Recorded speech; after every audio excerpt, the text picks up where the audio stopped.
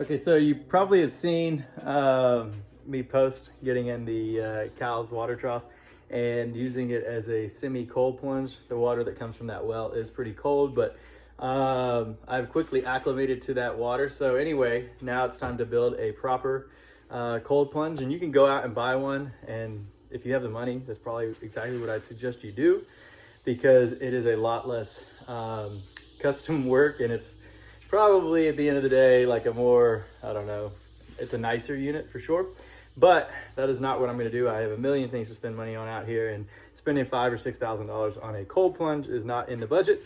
So what I did was I scoured Marketplace and found this gem right here.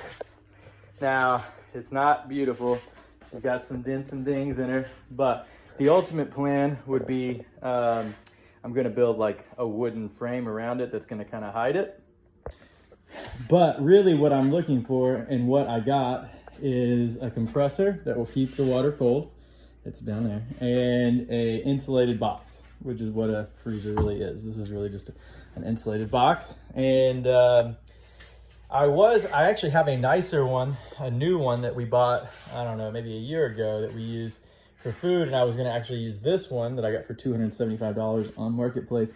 I was going to use this as the freezer, and then the nice new one as the cold plunge, which there's a lot of good reasons why I would have done that. But looking at this one is actually a more ideal setup because it is wider, which is nice when you're going to be in it.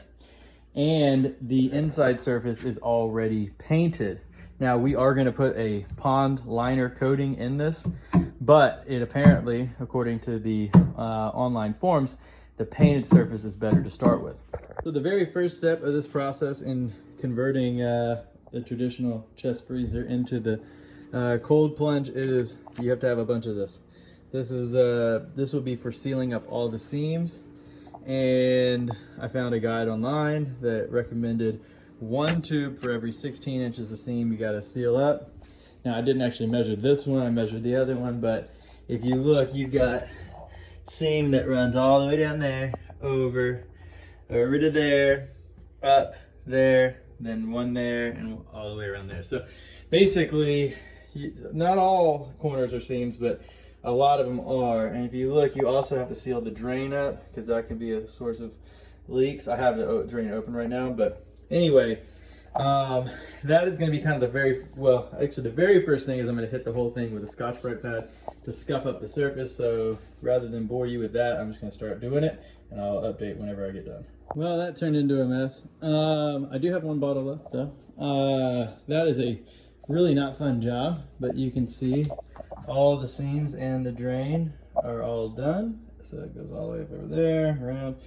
You become intimately knowledgeable about the insides of the freezer by the time you're done. But anyway, that is it for today, I believe, because I gotta wait for this stuff to dry, and then the next coat will be this stuff called pond coat. Here, let me go grab the box for that and I'll show you what that looks like. All right, my bad. It is actually called Pond Shield, and it says it's one of 3 easy, oh wait, that's Spanish. 3 simple steps. We're going to prepare the pond. This is the pond apparently. We're going to apply the coating, and then we're going to enjoy the pond. So I believe it's 2 bottles in here, and I think they're both the same thing. Yeah, just like it's an epoxy paint. And essentially, I think what it does is it prevents, I think it helps seal it even better, but then also prevents the walls from corroding, which with this already having painted walls is less of a problem, but being that I want this to last for a long, long time, this is the way we're gonna do it. So tomorrow, I believe, unless this dries tonight, I'll be coating it, and then we are pretty close because the rest of it isn't gonna be too big a deal. Okay, it turns out that the dry time on this water weld stuff is only an hour, so I let it just dry. Then I just hit it with a palm sander with 80 grit to get the surface nice and scuffed up. That's what the instructions on here called for. It actually called for 60, but I don't have any 60 grit panels. I am going to do this plastic piece up here too, where it's all nice and fresh all the way across the top.